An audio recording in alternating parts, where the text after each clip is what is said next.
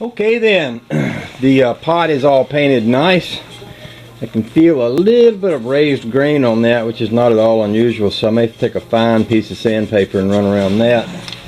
I will be mounting the 5th string peg, which means drilling a hole in the neck right here. This is a hone. Basically you drill a hole, you run the hone down in there to enlarge the hole, because the 5th string peg neck sits at a flared angle, and it has a little lock on the side which keeps it from turning. Basically you don't glue these in, you stick them in the hole, and the pressure of the string holds them from coming out. So you have to put your 5th string nut up here, and your string runs from this point here over to the nut, and that's what keeps it from falling out. These are made so that you can literally pull the peg out. I want to do some work on this neck. While the glue was wet, I thrashed a little bit of sawdust into the wet glue, and I'm going to be grinding on the bottom of this and sanding, smoothing this up. But before I do that, I'm going to drill my hole for this peg, because that's an important piece that I don't want to compromise by taking wood away before I drill that. It's very easy to crack. Of course, this is oak, so it's good and solid, but it's still pretty easy to crack the wood if you're not careful when you're drilling that hole. So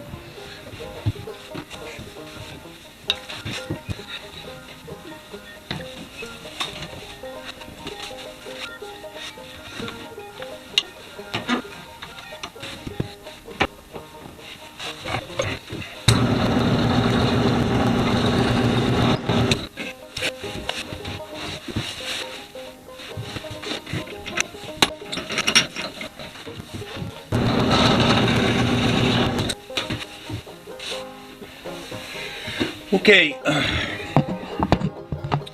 this hole that I've made here is not quite as big as the shaft of the peg. It's just big enough for the edge to get in there. I mentioned earlier that this flares out, but what I want it to be is about the size that it is, so that this flare tool can go in there. It also needs to be deep enough so that I can get some flare with it, because I'm going to be putting this in and turning it. I'll actually put a little wrench on the back of this, and I don't use this a great deal, just enough to flare that hole out. So what I do is I go over here and get me a wrench to fit that. Usually I use a little socket wrench.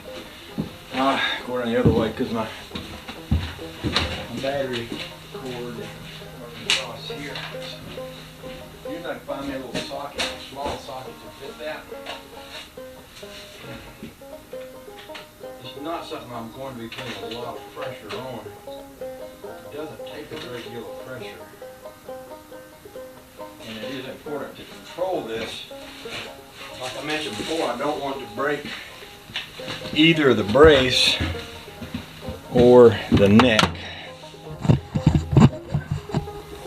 Made that pretty clear before. So what I'll be doing is sticking this right into here and just working it like that.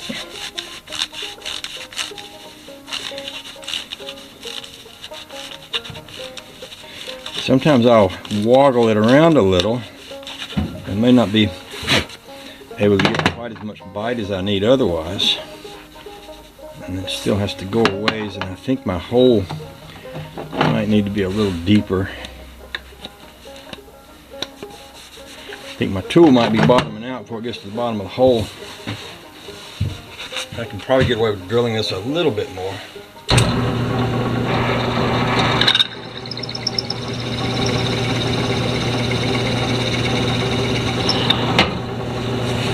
Obviously, I don't want to go too far, because I don't want to take away the integrity of the neck. That's one of the reasons for this piece out here, because it strengthens everything up in there.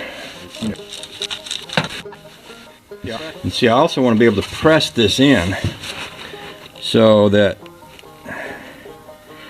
the hole will often be a little extra snuggish. But see how that's going up in there? So I'm getting closer and closer to the edge here. Sometimes I'll take a screwdriver, and you have to be careful, because you can break this, but you can take a screwdriver and give it a little tap. That's pretty snug right there.